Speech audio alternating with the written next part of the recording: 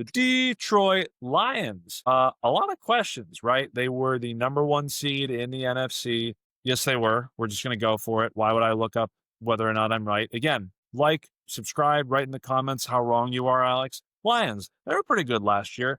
They do this despite leading the league with injuries on the defensive side of the ball. So let's look back to last year before we move into this year. Last season, this team won 14 games and nobody had more injuries on both sides of the ball. So are the Lions better simply because they'll be healthier coming into this year? Well, the one thing, Alex, that you can prepare for as a coach is the health of your players. You just cross your fingers, put a four-leaf clover in your pocket, and pray to the football gods. And I mean, when you talk about a team that was snake bitten, the Lions definitely were. But here's where I see that con can turn into a pro. With this team having so many injuries they had last year, there are a lot of young players and veteran players who didn't really get a lot of playing time, typically leading up to this point.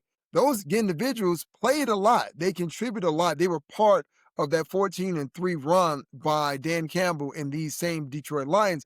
Yep. But the idea is applying that for Detroit muscle type of attitude, that blue collar type of attitude, because sometimes you just got to go in a game and beat someone's ass, right? And that's kind of what the Lions were last year. And they were kind of the belle of the ball. And I understand why. When you think about Jared Goff, when you think about Jeff Fisher, you think about Sean McVay, those two coaches kind of kicked him off and said, well, you know what? He's a has-been. You go ahead and take him, Detroit Lions. And Ben Johnson said, you know what? Let me polish you up. Let me shine you and take the rust off. And also let me show you a creative offense and allow you to throw to different guys. And by the way, you have Jameer Gibbs and David Montgomery as your running back. Not too bad of a running back tandem to have. But I have my questions about the Detroit Lions this year.